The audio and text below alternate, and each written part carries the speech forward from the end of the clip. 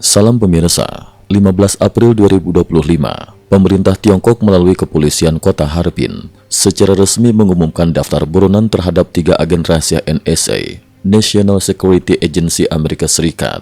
Ketiganya dituduh sebagai dalang dari ratusan ribu serangan cyber terhadap sistem digital digunakan dalam acara olahraga Asia Timur yang digelar pada Februari lalu.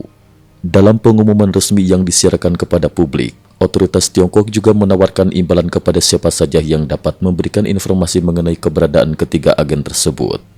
Kasus ini menandai peningkatan ketegangan diplomatik antara dua kekuatan dunia di tengah panasnya perang tarif antara Washington dan Beijing. Menurut laporan AFP, pengumuman ini bertepatan dengan pemberlakuan kebijakan tarif baru dari Amerika Serikat yang menaikkan bea masuk barang dari Tiongkok hingga 145%. Sebagian pengamat menilai langkah Tiongkok sebagai respons politis yang bersifat simbolik, mengingat kecilnya kemungkinan pemerintah Tiongkok dapat benar-benar menangkap agen NSA yang beroperasi di luar negeri. Laporan mengejutkan Pentagon, tentara AS diduga terpapar virus corona di Wuhan tahun 2019. Di tengah meningkatnya ketegangan geopolitik, Departemen Pertahanan Amerika Serikat merilis laporan mengejutkan pada hari yang sama.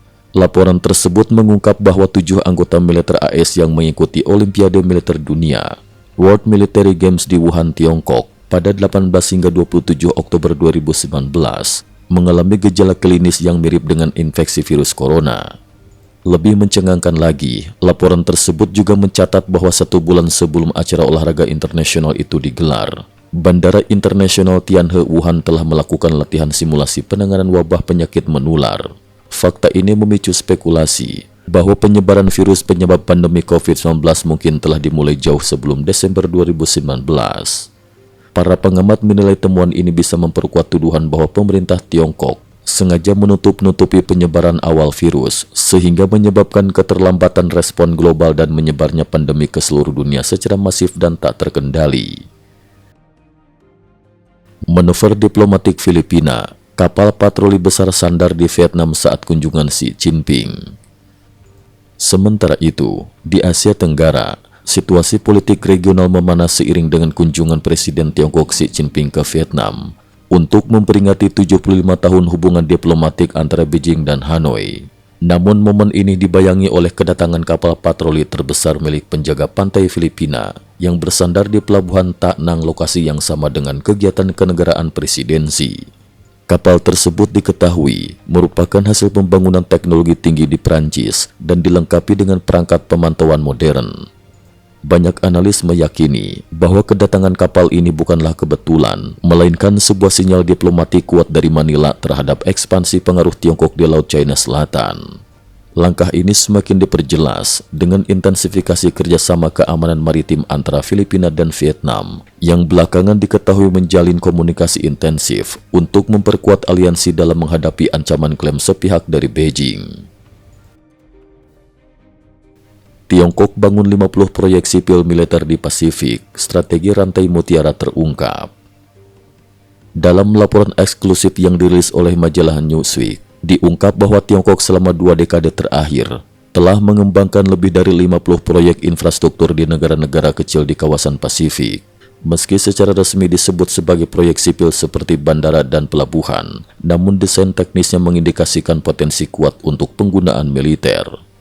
Dari total bandara yang dibangun, setidaknya 12 di antaranya memiliki landasan pacu yang cukup untuk menampung pesawat angkut militer terbesar milik Tentara Pembebasan Rakyat Tiongkok. Proyek-proyek ini, menurut para analis pertahanan, merupakan bagian dari strategi besar Tiongkok yang dikenal sebagai Strength of Force, sebuah upaya untuk memperluas dan mengamankan jalur logistik serta kehadiran militer mereka di Laut China Selatan hingga ke Samudra Hindia dan Pasifik. Latihan gabungan AS Filipina dimulai, simulasi serangan dan pertahanan rudal. Dalam waktu dekat, militer Amerika Serikat dan Filipina akan menggelar latihan gabungan terbesar mereka dalam 1 dekade terakhir. Lebih dari 14.000 personel militer dari kedua negara akan terlibat dalam rangkaian latihan yang mencakup pendaratan amfibi, pertempuran udara, serta simulasi intersepsi rudal balistik. Pulau Luzon, yang terletak dekat dengan Taiwan dan Laut China Selatan, akan menjadi lokasi strategis utama.